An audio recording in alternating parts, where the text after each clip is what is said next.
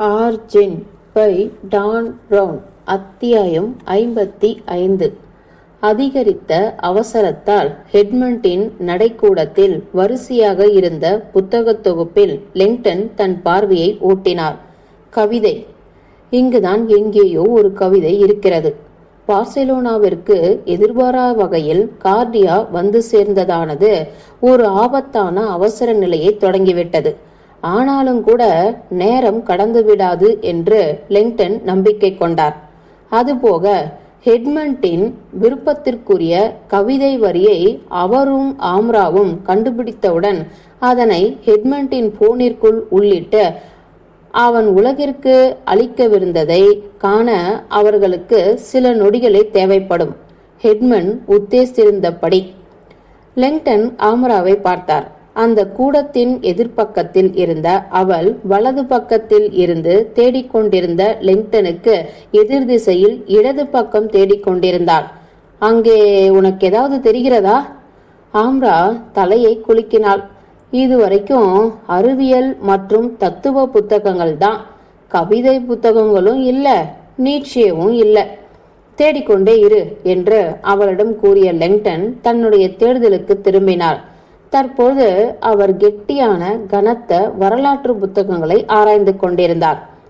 தனி உரிமை, அடக்குமுறை மற்றும் தீர்க்க தரிசனம், ஸ்பெயினின் கத்தோலிக்க தேவாலயம், வாள் மற்றும் சிலுவையினால் கத்தோலிக்க உலக முடியாட்சியின் வரலாற்று எழுச்சி. ஒரு அமெரிக்க நாத்திகனான எட்மண்ட் ஸ்பெயின் மற்றும் கத்தோலிகத்தின் மீது வழக்கத்திற்கு மாறான ஆர்வம் கொண்டிருப்பதாக தோன்றுகிறது என பல வருடங்களுக்கு முன்பே லிங்டன் எட்மண்டை குறித்து அவனிடமே பகிர்ந்து கொண்ட கருத்தின் கனத்த கதையை அந்த தலைப்புகள் அவருக்கு நினைவூட்டின. என்னுடைய அம்மாவின் பூர்வீகம் ஸ்பெயின். ஹெட்மண்ட் உணர்ச்சியற்று பதில் கூறினான். ஒரு குற்ற உணர்வுள்ள கத்தோலிகரும் கூட. ஹெட்மண்ட் தன்னுடைய குழந்தை பருவம் மற்றும் அவனுடைய அம்மாவை பற்றிய துயர் கதையை பகிர்ந்து கொள்கையில் லிங்டனால் அதை பெரும் ஆச்சரியத்துடன் கேட்டுக்கொள்ளத்தான் முடிந்தது. அந்த கணிப்பொறி அறிவியலாளன் விவரித்தபடி ஹெட்மண்டின் அம்மா பலோமா கால்வோ ஸ்பெயின் நாட்டின் காடிஸ் என்ற ஊரை சேர்ந்த எளிய தொழிலாளி பெற்றோரின் மகள். தன்னுடைய 19வது வயதில் அவள் சிகோகாவை சேர்ந்த ஒரு பல்கலை ஆசிரியரும் ஸ்பெயினுக்கு விடுமுறையில் வந்திருந்தவருமான மைக்கேல் கிரஷ் மீது காதல் வசப்பட்டு கர்ப்பமானார். தன்னுடைய கடுமையான கத்தோலிக்க சமூகத்தில் திருமணமாகாமல் தாயாகிறவள் ஒதுக்கி வைக்கப்படுவதை கண்ட பலோமாவிற்கு அவளை அரை மனதோடு திருமணம் செய்து கொண்டு சிகாகோவிற்கு அழைத்து சென்று விடுவதாக வாக்குறுதி அளித்த அந்த மனிதரை ஏற்றுக்கொள்வதை தவிர வேறு வழியில்லை. அவர்களுடைய மகன் ஹெட்மண்ட் பிறந்த சில நாட்களிலே பலோமாவின் கணவர் வகுப்பு முடிந்து வீட்டிற்கு பைக்கில் திரும்பிக் கொண்டிருந்த போது ஒரு கார் மோதி உயிரிழந்தார். இதை காஸ்டிகோ டிவைனோ என்றார் அவளுடைய அப்பா. இறை தண்டனை. பலோமாவின் பெற்றோர் அவள் மறுபடியும் காட்டிஸ்கே திரும்பி வந்து தங்கள் குடும்பத்திற்கு அவமானத்தை கொண்டு வருவதை ஏற்க மறுத்தனர். பதிலாக பலோமாவின் பயங்கர சூழ்நிலைகள் யாவும் கடவுளின் கோபத்தின் அடைய தெளிவான அறிகுறி என்றும், அவள் தன்னுடைய மீதமிருக்கும் வாழ்க்கையில் தன் உடலையும் ஆன்மாவையும் கிறிஸ்துவிற்கு ஒப்படைக்காவிட்டால் வானுலகம் அவளை ஏற்றுக்கொள்ளாது என்று எச்சரித்தனர். ஹெட்மண்டை பெற்றெடுத்த பின்னர் ஒரு உணவகத்தில் வேலை பார்த்த பலோமா தன்னால் முடிந்தவரை அவனை வளர்த்தெடுக்க முயற்சித்தார்.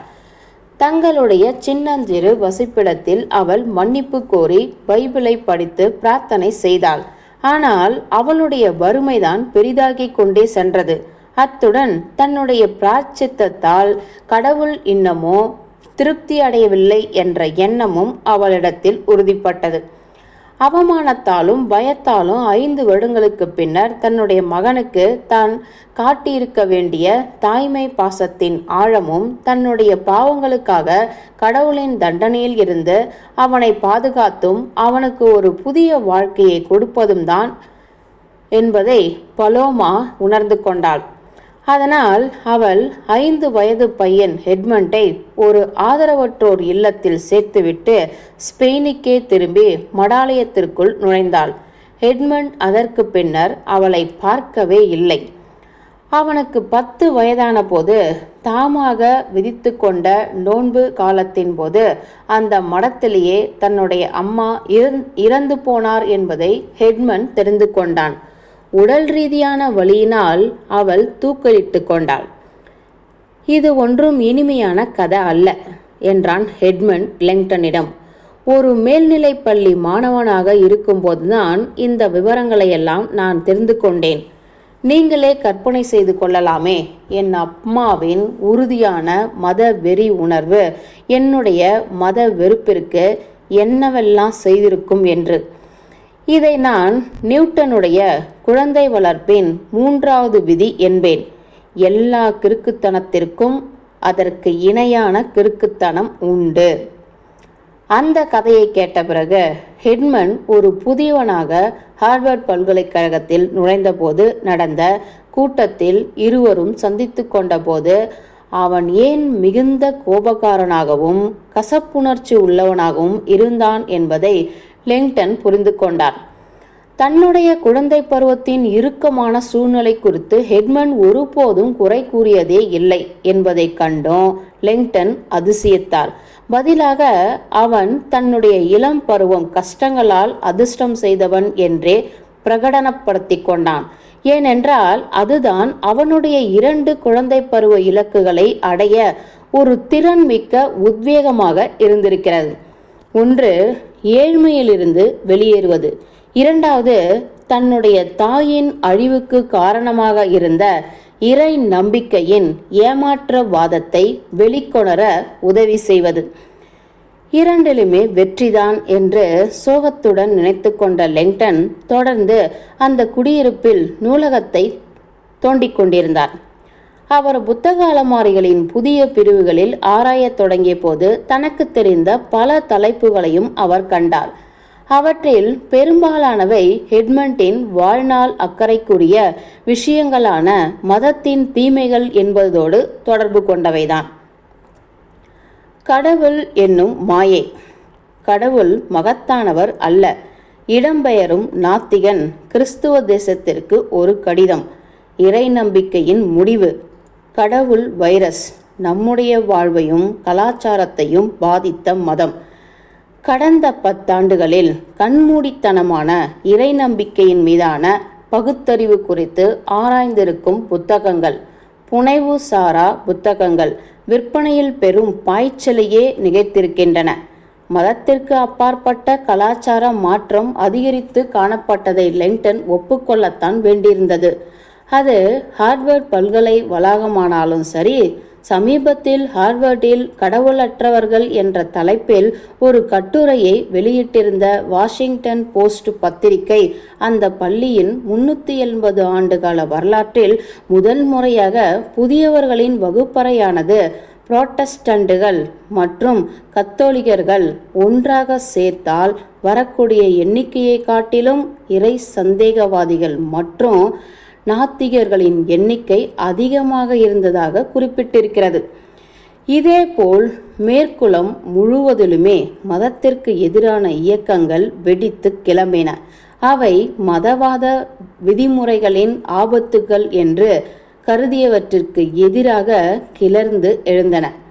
பிரைட்ஸ் பற்றி எட்மண்ட் லெங்டனிடம் கூறும் வரையில் அவர் இத்தகைய குழுக்களிடம் பெரிய கவனம் செலுத்தியதில்லை.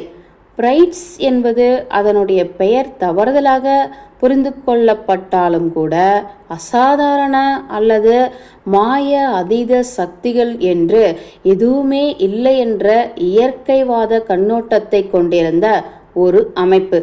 பிரைட்ஸ் உறுப்பினர்களில் உறுதியான அறிவு ஜீவிகளான ரிச்சர்ட் டாக்கின்ஸ், மார்க்ரெட் டோனி மற்றும் டேனியல் டெனட் போன்றோரும் அடக்கம். சொல்லப்போனால் வளர்ந்து வரும் நாத்திக இராணுவம் இப்பொழுது மிகப்பெரிய துப்பாக்கிகளை ஏந்திருந்தது. சில நிமிடங்களுக்கு முன்னர் தான் பரிணாமத்திற்கென்று ஒதுக்கப்பட்டிருந்த நூலக பிரிவை தள்ளி கொண்டிருக்கும் போது லிங்டன் டாக்கின்ஸ் மற்றும் டென்னண்டின் புத்தகங்களை பார்த்தார். டாக்கின்ஸின் கிளாசிக்கல் புத்தகமாகிய தி பிளைண்ட் வாட்ச் மேக்கர் மனித இனமானது சிக்கலான கடிகாரங்களைப் போன்றே தனக்கென்று ஒரு வடிவமைப்பாளர் இல்லையென்றால் இருந்திருக்கவே முடியாது என்ற டெலியாலாஜிக்கல் கருத்தாக்கத்தை வேண்டுமென்றே வம்புக்கிழுத்தது.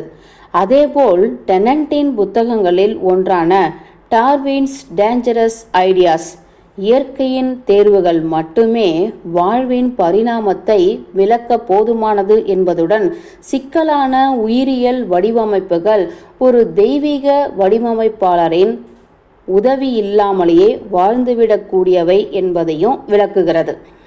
உயிர் வாழ்வுக்கு கடவுள் தேவையில்லை என்று நினைத்து கொண்ட லிங்டன் எட்மண்டின் அறிவிப்பை கண்முன் கொண்டு வந்தார்.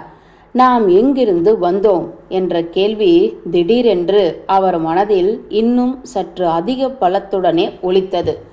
அது எட்மண்டின் கண்டுபிடிப்புகளுள் ஒன்றாக இருக்கலாமோ? அவருக்கு தெரியவில்லை. உயிர் வாழ்க்கையானது ஒரு படைப்பாளர் இல்லாமலேயே அதன் அளவில் நீடித்து கொண்டுதான் இருக்கிறது. ஆம், எல்லாவித பிரதான படைப்பாக்க கதைகளுக்கும் நேரெதிரில் நிற்கின்ற இந்த கருத்தானது தான் சரியான பாதையில்தான் சென்று கொண்டிருக்கிறோமா என்பதை அறிந்து கொள்ளும் ஆர்வத்தை லிங்டனிடம் அதிகரித்தது. பிறகு மறுபடியும் அந்த கருத்தாக்கம் முற்றிலும் நிரூபிக்க முடியாத ஒன்றாகவும் தோன்றியது. ராபர்ட், ஆம்ரா அவருக்கு பின்னால் இருந்து அழைத்தாள். ஆம்ரா அவளுடைய பக்கத்தில் இருந்த நூலகத்தில் தன்னுடைய தேடலை நிறைவு செய்துவிட்டு தலையை குலுக்குவதை திரும்பி பார்த்தார் லிங்டன். இங்கே எதுவுமே இல்லை என்றாள் அவள். எல்லாமே புனைவற்ற புத்தகங்கள். உங்களுடைய பக்கத்தில் பார்க்க நான் உதவுகிறேன். இங்கேயும் அப்படிதான் என்றார் லிங்டன். ஆம்ரா லிங்டன் பக்கம் இருந்த நூலகத்தை நோக்கி திரும்பிய போது வின்ஸ்டனின் குரல் ஸ்பீக்கர் போனில் கரகரத்தது. மிஸ் வைடல். ஆம்ரா எட்மண்டின் போனை உயர்த்தினாள். எஸ். ப்ரொஃபஸர் லிங்டனும் நீங்களும் உடனடியாக ஒன்றை பார்த்தாக வேண்டும் என்றான் வின்ஸ்டன். அரச மாளிகை இப்பொழுதுதான் ஒரு விஷயத்தை வெளிப்படையாக தெரிவித்திருக்கிறது. லிங்டன் சட்டென்று ஆம்ராவை நோக்கி நகர்ந்து அவளுக்கு நெருக்கமாக நின்று அவள் கையில் இருந்த சின்னஞ்சிறு திரையில் ஓடத் தொடங்கிய வீடியோவை பார்த்தார். மேட்ரிட் அரச மாளிகைக்கு முன்னால் இருக்கும் சதுக்கத்தை அடையாளம் கண்டு கொண்ட அவர் ஒரு சீருடை அணிந்த மனிதர் கைவிலங்க இடப்பட்டு 4 கார்டியார் ரியல் ஏஜென்ட்டுகளால் வெறுமனே அந்த வீடியோ சட்டகத்துக்குள் அழைத்து வரப்படுவதை பார்த்தார். அந்த ஏஜென்ட்டுகள் தங்களுடைய கைதியை கேமராவை நோக்கி இந்த உலகத்திற்கு முன்பாக அவர் அவமானப்பட வேண்டும் என்பதைப் போல் திரும்பினர். கார்சா என்று வியந்த ஆம்ரா அதிர்ச்சி ஒலி எழுப்பினார். கார்டியார் ரியலின் தலைவர் கைது செய்யப்பட்டாரா? கெட்டியான கண்ணாடி அணிந்திருந்த ஒரு பெண் தன்னுடைய பேண்ட் பாக்கெட்டில் இருந்து ஒரு துண்டு காகிதத்தை எடுத்து ஒரு அறிவிப்பை வாசிக்க தயாராவதை காட்ட இப்பொழுது கேமரா திரும்பியது. அது மோனிகா மார்டின் என்றாள் ஆம்ரா. மக்கள் தொடர்பு ஒருங்கிணைப்பாளர். என்னதான் நடக்கிறது? அந்த பெண் படிக்கத் தொடங்கினாள். ஒவ்வொரு வார்த்தையும் தெளிவாக தனித்து தெரியும்படியாக வாசித்தாள். எட்மண்ட் கிரஷின் மரணத்தில் உள்ள தொடர்புக்காகவும் அந்த குற்றத்தில் பிஷப் வால்டோஸ்பினோவை சம்பந்தப்படுத்த முயற்சித்ததற்காகவும் அரச மாளிகையானது கமாண்டர் டியாகோ கார்சாவை கைது செய்திருக்கிறது. மோனிகா மார்டின் தொடர்ந்து படிக்கையில் தனக்கு பக்கத்தில் நின்றிருக்கும் ஆம்ரா சற்றே தடுமாறுவதை லிங்டன் உணர்ந்தார். நம்முடைய எதிர்கால ராணி ஆம்ரா வைடல் என்று தீக்குறியான தொனியில் அந்த பிஆர் ஒருங்கிணைப்பாளர் கூறினாள். மற்றும் அந்த அமெரிக்க ப்ரொஃபஸர் ராபர்ட் லிங்டனை பொறுத்தவரையில் மிகவும் தொந்தரவுப்படுத்தக்கூடிய செய்திதான் என்னிடம் இருப்பதாக அச்சப்படுகிறேன். லிங்டனும் ஆம்ராவும் திடுக்கிட்ட பார்வையை பரிமாறிக்கொண்டனர். மிஸ் வைடலின் பாதுகாப்பு விவரங்களில் இருந்து இப்பொழுதுதான் அரண்மனைக்கு உறுதியான தகவல் கிடைத்தது என்று தொடர்ந்தாள் மார்டின். அதாவது மிஸ் வைடல் அவருடைய விருப்பத்திற்கு மாறாக கூகன்ஹைம் மியூசியத்தில் இருந்து ராபர்ட் லிங்டனால் அழைத்து செல்லப்பட்டிருக்கிறார். இப்பொழுது முழு உஷார் நிலையில் இருக்கும் நம்முடைய கார்டியாரியல் ராபர்ட் லிங்டன் பார்சிலோனாவில் உள்ள உள்ளூர் அதிகாரிகளுடன் ஒருங்கிணைந்து செயல்பட்டு வருகிறார்கள். லிங்டனுக்கு பேச்சே வரவில்லை. இது அதிகாரப்பூர்வமாக பிணைய கைதி சூழ்நிலை என்று கருதப்படுவதால் மிஸ் வைடலும் மிஸ்டர் லிங்டனும் எங்கிருக்கிறார்கள் என்பது சம்பந்தமான எந்த ஒரு தகவலையும் கொடுத்து அதிகாரிகளுக்கு உதவுமாறு வலியுறுத்தப்படுகிறார்கள். இச்சமயத்தில் இது குறித்து மேற்கொண்டு எதுவும் கூற ஒன்றுமில்லை. சட்டென்று திரும்பி அரண்மனை நோக்கி விரைந்த மார்ட்டினை நோக்கி செய்தியாளர்கள் கேள்வி கேட்டு கத்தத் தொடங்கினர். இது பைத்தியக்காரத்தனம் என்று திக்கினாள் ஆம்ரா. என் விருப்பப்படியே நான் மியூசியத்திலிருந்து சென்றதை என்னுடைய ஏஜென்ட்டுகள் பார்த்தனர். போனையே வெறித்து பார்த்து கொண்டிருந்த லிங்டன் தான் இப்பொழுது பார்த்ததை புரிந்து கொள்ள முயற்சித்து கொண்டிருந்தார். கேள்வி அலைகள் இப்பொழுது அவருடைய மனதில் சுழலத் தொடங்கியிருந்தாலும் ஒரு முக்கியமான விஷயத்தை மட்டும்தான் அவர் மனம் சூழ்ந்திருந்தது. நான் ஒரு தீவிரமான ஆபத்தில் இருக்கிறேன். அத்தியாயம் 55 முடிந்தது. ஆர்ஜின்